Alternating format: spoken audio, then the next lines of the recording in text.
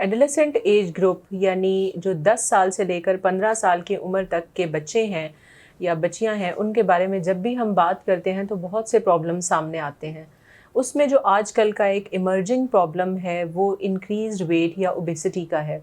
Obesity को पूरी दुनिया में as a world wide epidemic के तौर पे नॉमिनेट कर दिया गया है, क्योंकि जो डेवलप्ड कंट्रीज़ हैं वो इसको बहुत बुरी तरह से फेस कर रहे हैं, और इवन जो अंडर डेवलप्ड कंट्रीज़ हैं उनमें भी एक तबका ऐसा है जिसमें ओबेसिटी का रुझान बहुत ज़्यादा है।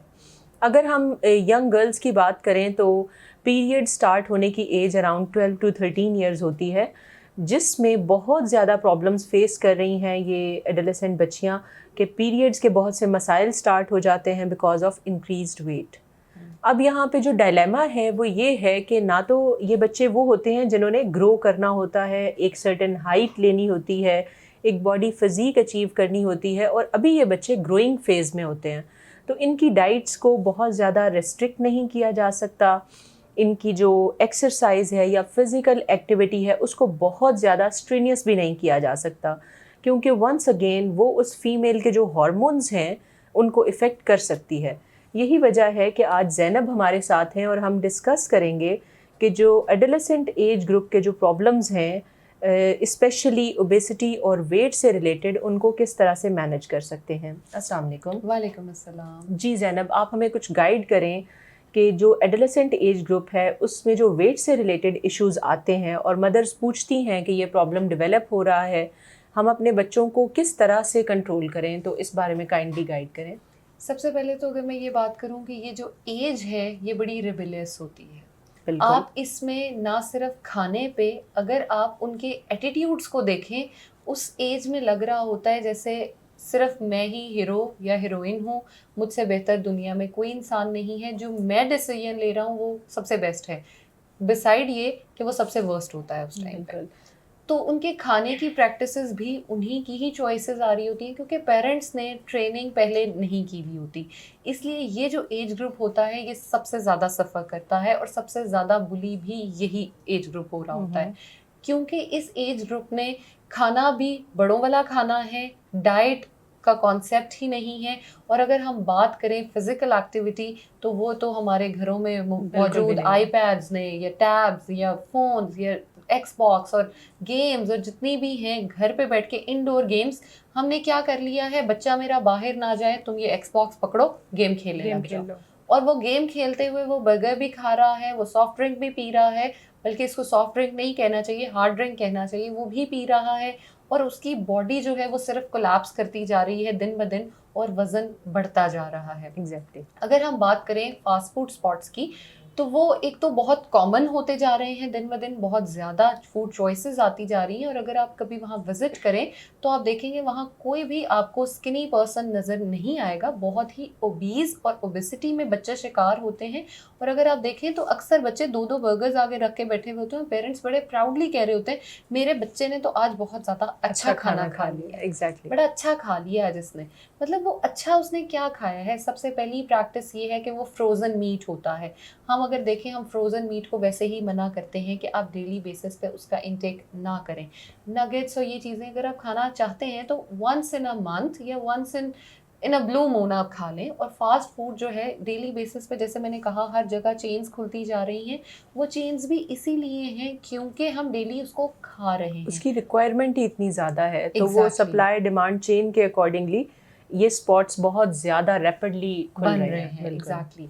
अगर हम अपने बच्चों को हेल्दी फ्यूचर में देखना चाहते हैं और सेहतमंद देखना चाहते हैं, तो प्लीज़ उनका खाना जो है बाहर से बिल्कुल बंद कर दीजिए। आपने उनको खिलाना है तो घर में आप क्या नहीं बना सकती। एक हेल्दी मदर जो है वो बर्गर घर बना सकती है, वो पिज़्ज़ा घर बना सकती है, वो कुछ भी जो है वो घर पे बना के बच्चों को एक हेल्दी फॉर्म में दे सकती है। और ये वो एज नहीं है जिसमें डायनासोर्स और फूड पांडाज और पांडाज आपको पसंद होते हैं और आपने वो शेप्स बनानी है। नहीं, आप अगर उन्हें बर्गर या पिज़्ज़ा हेल्दी फॉर्म में घर पे बना दें। अगर आप पिज़्ज़ा की डो घर पे प्रिपेयर कर रहे हैं, बाहर मैदे का बनता है, आप आटे का घर में बना दें। बिल्कुल। आप उसमें जौ डाल लें, जई डाल लें, आप उसको ओट्स बना के दें डिफरेंट फॉर्म्स में। बच्चे को दूध का इंटेक कराएं, ये उसकी ग्रोइंग एज है, उसने इस एज में हेल्दी होना है। अगर आप उसको दिन में 2 कप भी दूध पिलाएं तो वो मोटा नहीं होगा। नहीं होगा, बिल्कुल। और लड़कियों की, जैसे आपने पहले बात की, पीरियड्स की एज होती है, एक बड़ी सेंसिटिव एज होती है, Sensitive age उनके होती है। हॉर्मोन्स ने बिल्कुल यहाँ से आप समझ लें शिफ्ट होना है, ऐसे इंटायर डिफरेंट हो जाना है बॉडी ने। Exactly. तो आप अगर उसको सेम खुराक देते रहेंगे तो वो इंटायर डिफरेंट से मैच नहीं कर पाएंगी। कल को यही वो बच्चियां हैं जो बांझपन का शिकार हो रही होती हैं। ये वही बच्चियां हैं जिनके घर में, अल्लाह ताला माफ़ करे, नॉर्मल बच्चे नहीं हो रहे होते। क्यों? क्योंकि उन्होंने नॉर्मल डाइट का कॉन्सेप्ट अपने बचपन से ही नहीं देखा होता। और ओबेसिटी के साथ अगर हम बात करें, फैटी लिवर डिजीज़ आती है, उसके साथ डायबिटीज़ बहुत कॉमन हो रही है आजकल, यूरिक एसिड, कोलेस्ट्रॉल छोटे से छोटे बच्चे में है। बिल्कुल। मेरे पास एक पेशेंट आया कुछ दिन पहले, 15 साल में उसका यूरिक एसिड इतना हाई है।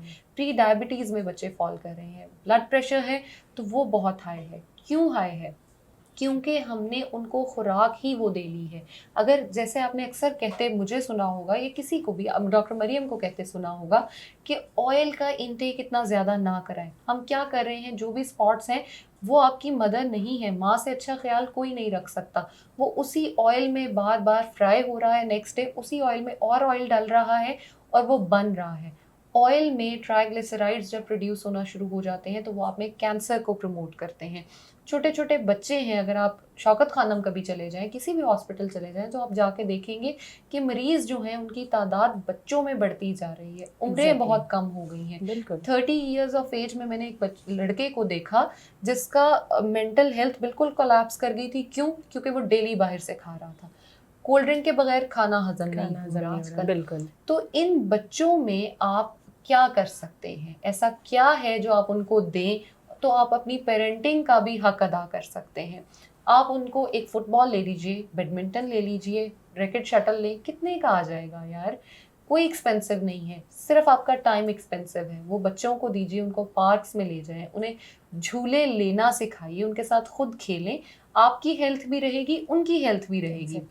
अगर कोविड का डर है, मच्छर का डर है, डेंगू का डर है, तो अपने घर में एक रूम ऐसा रख लीजिए जहाँ पे बहुत ज़्यादा फैंसी चीज़ें नहीं हैं, वहाँ पे खेल लें आप। खेलने की कोई एज नहीं होती। आप 60 साल के हैं तो भी आप जवान हैं, आप बिल्कुल खेल सकते हैं। घर में बच्चों को हेल्दी फूड बना के दीजिए और सॉफ्ट ड्रिंक्स को प्लीज़ अवॉइड कीजिए। Thank you Zainab. ज़ैनब ने बहुत अच्छी तरह हमें गाइड किया कि जो एडोलेसेंट एज ग्रुप है उसमें आप बच्चों की इंटरेस्ट की चीज़ें अपने घर में तैयार करें। अगर वो फैंसी या फास्ट फूड टाइप की चीज़ें खाना पसंद करते हैं तो आप कोशिश करें कि आप उनको घर में बना दें। रिप्लेस कर दें रिफ़ाइंड कार्बोहाइड्रेट्स को घर में मौजूद होल व्हीट आइटम्स के साथ। अगर वो स्वीट्स के बहुत ज़्यादा शौकीन हैं तो बेकरी आइटम्स को आप रिप्लेस कर दें फ्रेश फ्रूट्स और फ्रेश फ्रूट से रिलेटेड शेक्स के साथ। That will really help those adolescent girls and boys to reduce weight. इसके साथ जो इंडोर गेम्स हैं या इंडोर एक्टिविटीज़ हैं वो उनकी इंक्रीज़ करें ताकि उनकी फ़िज़िकल, उनकी मेंटल हेल्थ दोनों इम्प्रूव हों। Thank you very much Zainab, इतनी अच्छी तरह से हमें गाइड करने के लिए। अल्लाह हाफ़िज़।